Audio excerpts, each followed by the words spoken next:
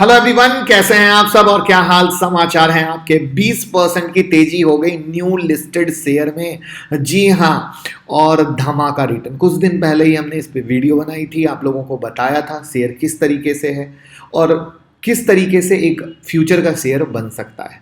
लेकिन अब इस 20% की तेजी के बाद सवाल ये है कि सर बहुत सारे लोग ले नहीं पाए हैं, अब वो क्या करें। किन्हीं के पास है तो प्रॉफिट बुक करना है, किन्हीं के पास है इन्वेस्टमेंट करना है। तो सारी चीज़ों को कवर करेंगे विद डेटा एनालिसिस, जिससे आप समझ सको कि शेयर में तेजी क्यों हुई, या बाय करना चाहिए या सेल करना चाहिए। सारी कहानी आज की वीडियो में हम समेटने की कोशिश करेंगे। जितने भी लेटेस्ट आईपीओ आते हैं, चाहे मेन बोर्ड के हों या एसएमई के हों, हिंदी और इंग्लिश में हमारी वेबसाइट पर अपलोड होते हैं। जैसे डॉम्स आईपीओ है, आप देख रहे हैं स्क्रीन पर, हमारी वेबसाइट पर आ चुके हैं।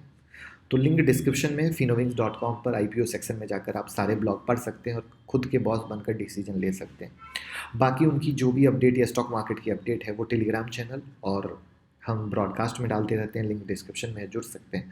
और एक्स्ट्रा ऑर्डिनरी लर्निंग के लिए यूट्यूब मेंबरशिप में आपका स्वागत है। परिवार बढ़ता जा रहा है क्योंकि कुछ यूनिक वहाँ देते जा रहे हैं, तो आप ज्वाइन बटन से ज्वाइन कर सकते हैं। तो देखिए, जिसका हम बात कर रहे हैं आज 85 रुपीज़ पर है शेयर। 20% की तेजी हुई है, न्यू लिस्टेड आईपीओ है। तो शेयर का नाम जल्दी से कमेंट में बता दीजिए। यहाँ पर हिंट ये दे देता हूँ कि मिनी रत्न सरकारी कंपनी में आती है और एनबीएफसी की कंपनी है और रिन्यूएबल एनर्जी में फाइनेंस का काम करती है। 4 सेक्टर में इम्पॉर्टेंट रोल प्ले करती है, सोलर, हाइड्रो, बायोमास और बायोफ्यूल में। ठीक है, अगर इनके एसेट बुक में हम जब नज़र डालते हैं तो डोमिनेट होता है सोलर एनर्जी से, जो 30% का है। उसके बाद विंड पावर आता है जो 20.9% का है, स्टेट यूटिलिटीज़ का है 19.2% का, और हाइड्रो पावर है वो 11.5% का। अब यहाँ पे कुछ लोग बोल रहे होंगे सर ये सब बातें ना बताइए। देखिए, ये बातें समझेंगे तभी शेयर को होल्ड करना है या इन्वेस्ट करना है, या शेयर गिरे तो भी क्यों नहीं डरना है। इन चीज़ों को बिना समझे कभी कोई इन्वेस्टर पैसा नहीं कमा सकता है। तो that is the big thing कि आई विल रिक्वेस्ट इन चीज़ों को समझें और इनका एक नोटबुक बनाएं। तो जैसा कि मैंने बताया कि ये एनबीएफसी है, रिन्यूएबल एनर्जी प्रोजेक्ट को फाइनेंशियल हेल्प करने का काम करती है और उसके साथ साथ उनको प्रोत्साहन देने के लिए भी, उनके विकास में मदद करने का भी काम करती है। 36 ईयर का एक्सपीरियंस है, जहाँ पर प्रोजेक्ट की पूरी रूपरेखा बनाना, कमीशन के बाद तक की सर्विसेज, सब कुछ इंक्लूड आता है। यानी इसको एक समरी अगर हम ले आएँ तो आईआरएफसी के बारे में आप जानते हैं ना, रेलवे के प्रोजेक्ट में फाइनेंस करती है, वैसे ही रिन्यूएबल एनर्जी के सेक्टर में ये करती है। अब यहाँ पर मज़े वाली बात क्या है, आईआरएफसी फुल्ली सरकारी पर डिपेंड है। ये सिर्फ सरकारी पर डिपेंडेंट नहीं है, वो मैं आगे बताऊँगा। तो अब इम्पॉर्टेंट ट्रिगर्ड क्या है ये समझिए, जो इस शेयर को बेनिफिट कर सकते हैं। तो इम्पॉर्टेंट ट्रिगर्ड ये हैं 500 gigawatt renewable capacity by 2030, net zero emission by 2070, 30% electric vehicle जो एडॉप्शन है वो बाय 2030, 66% ऑफ टोटल पावर जो रिन्यूएबल में ट्रांसफर हो जाएगा 2032 तक। यानी समरी में बताएं तो रिन्यूएबल एनर्जी में ग्रोथ लेने का पूरा फायदा है। भारत सरकार ने जो नेट जीरो का टारगेट किया है उसमें पूरा रोल अप प्ले करेंगे, ये उसका फायदा है।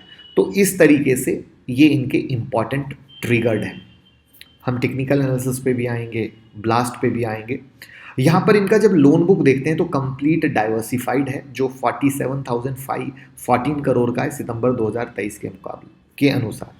अब यहाँ पर इनका जो डेटा कहता है कि इनके पास 31% का मार्केट शेयर है अपने फील्ड में।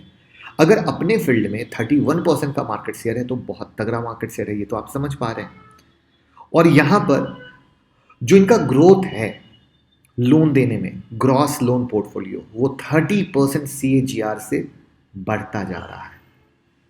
और अगर यहाँ पर हम देखें तो 2030 तक 30 लाख करोड़ की ये इंडस्ट्री होने वाली है।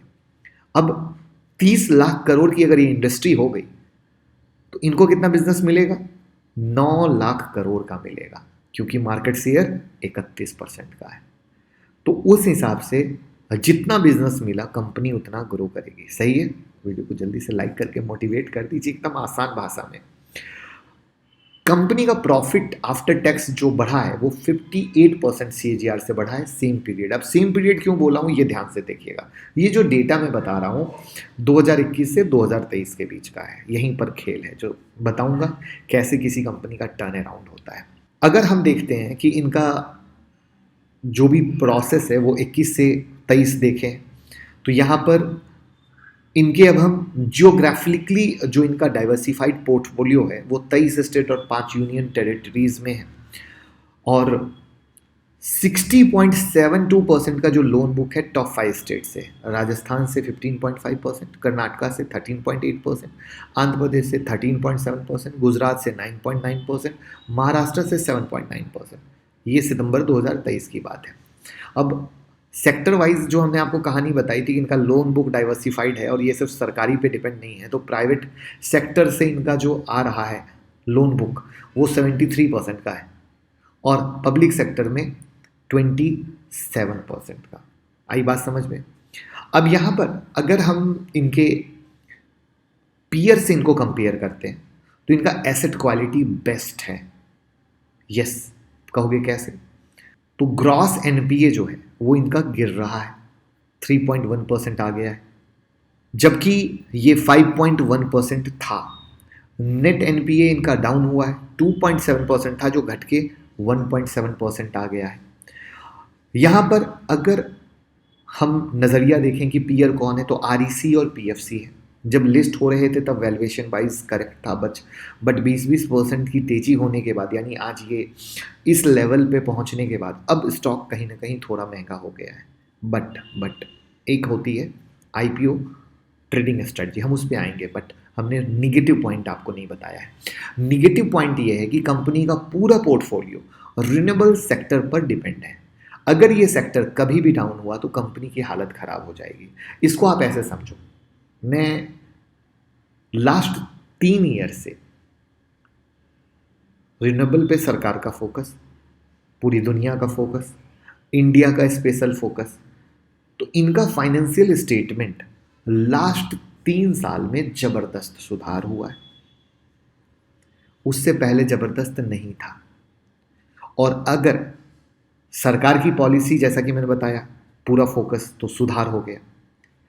लेकिन अगर कल के डेट में सरकार की policy due to whatever the reason, ये सही है कि चलो सरकार अभी चूंकि ये अच्छा हो गया कि बीजेपी की सरकार आएगी तो जो पॉलिसी है वो एज इट इज ही चलेगी, बट जब हम किसी में पैसा लगाते हैं तो कुछ रूल होते हैं। कभी लोन लेके पैसा नहीं लगाना, कभी सारा पैसा एक शेयर में नहीं लगाना, क्योंकि लोग क्या होता है 30-40 रुपए के शेयर में सारा पैसा लगा देते हैं, बाद में फंस जाते हैं तो परेशान होते हैं।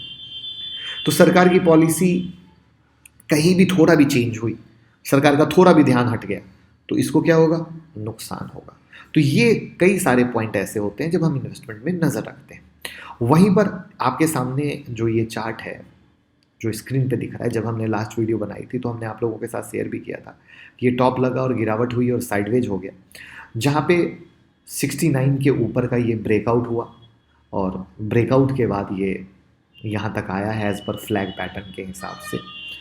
तो अब इसका जो सपोर्ट लेवल है वो 69 के करीब का बन गया है, जिस पे आपको नज़र रखनी है।